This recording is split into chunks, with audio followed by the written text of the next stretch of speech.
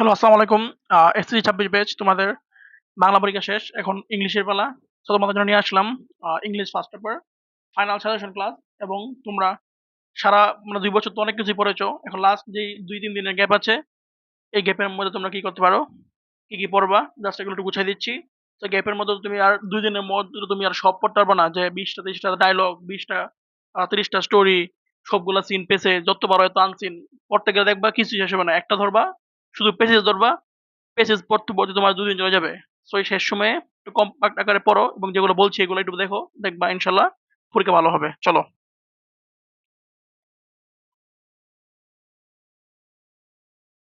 দেখো সর্বপ্রথম আমাদের সামনে আসছে seen passage. So seen passage আমি তোমাদের জন্য ৫ টা পিক করেছি।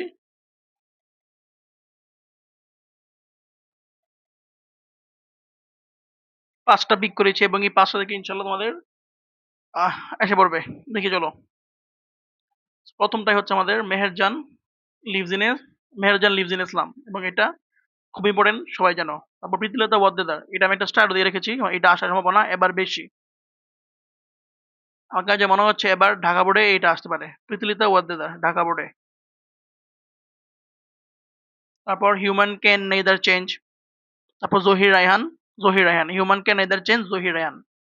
তারপর দেখো গ্রাফিটি এবং এটা একটু বেশি, এটা একটু কঠিন, তোমরা জানো তোমাদের এই পেজেসটা একটু কঠিন।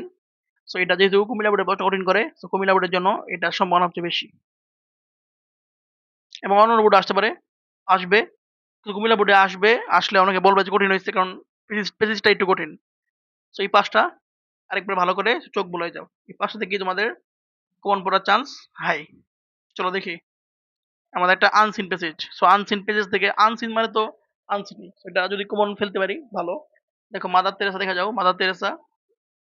তারপর আলবার্ট আইনস্টাইন।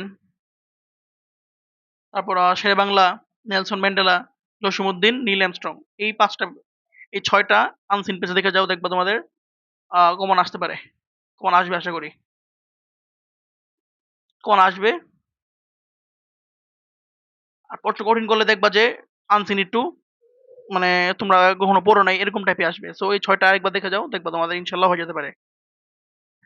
কিন্তু টেবিল ম্যাচিং মানে ম্যাচিং টেবল আর কি, যে ম্যাচিং টেবিল ম্যাচিং করতে হয়। তো এগুলো তো এটা কমন পড়ার সম্ভাবনা একটু কমই। যত বই আমি ৫টা তোমাদের পিক করছি, এই ৫টা সবচেয়ে বেশি বার আসছে। আশা করি যদি কমন পড়ে যায় আলহামদুলিল্লাহ। সো দেখো পাংচুয়ালিটি ইজ এ ভার্চু, এটা তোমরা এগুলো কই খুঁজবা? দেখো তোমার সাথে আমি বোর্ড লিখে দিচ্ছি।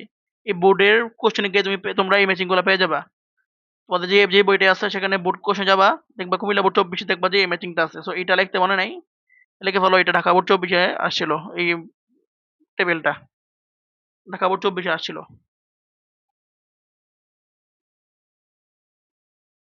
So punctuality is a virtue.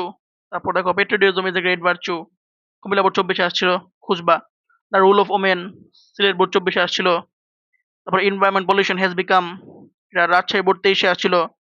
Price hike, এটা যশোর বোর্ড ২৪ আসছিল। এই ৫টা ম্যাচিং টেবল আরেকবার পড়ে যাও, আরো পড়ো কিন্তু এই ৫টা একটু বেশি ভালোভাবে পড়ো, দেখবা কমন পড়তে পারে। তারপর স্টোরিকে ২ ভাগ করা যায়, একটা ট্রেডিশনাল স্টোরি আর একটা comparing story. So traditional story common ফেলানো যাবে কিন্তু কম্পিটিং স্টোরি কমন ফেলানো যাবে না। তোমাদের নিজের বুদ্ধিমত্তা দিয়েই কমপ্লিট করতে হবে। তো দেখো এই ১০টা স্টোরি দেখে যাও, কমন পড়ে যাবে।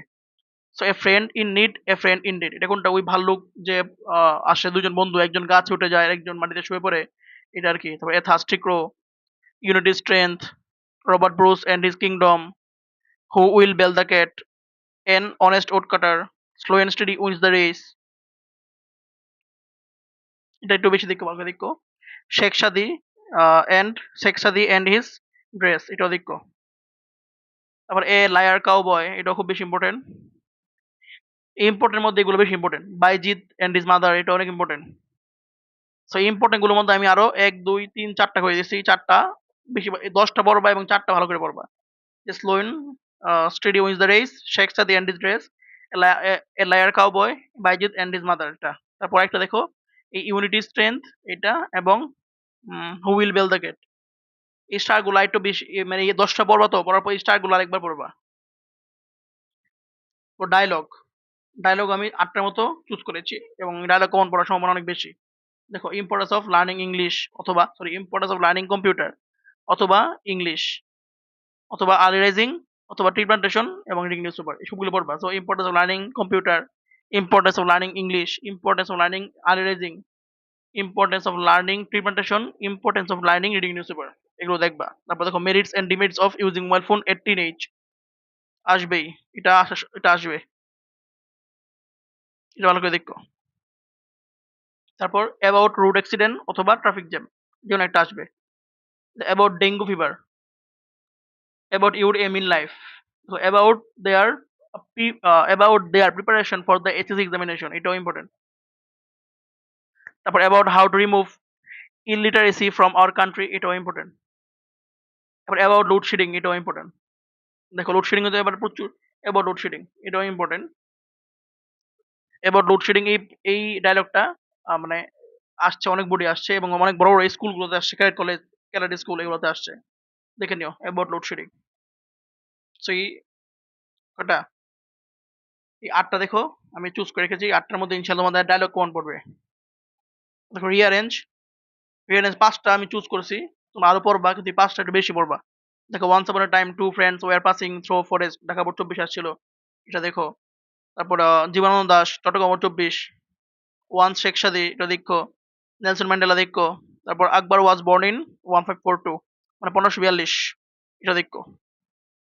শেষ তোমাদের হচ্ছে আমাদের ফাইনাল সাজেশন। সো এই শেষ সময়ে এগুলো একটু ভালো করে দেখো, দেখো তোমাদের পরীক্ষা ভালো হয়ে যাবে ইনশাআল্লাহ। তোমাদের এখান থেকে 90% প্লাস কমন থাকবে, একটু এদিকে হতে পারে কিন্তু কমন পড়বে মানে পড়বেই। দেখো ব্রেফারে এগুলি আসবে, এক দুটা বোর্ড যদি একটু ব্যতিক্রম হয়ে যাবে, বাকিগুলা দেখবা হয়ে গেছে। সবাইকে আসসালামু আলাইকুম এবং বেস্ট অফ লাক।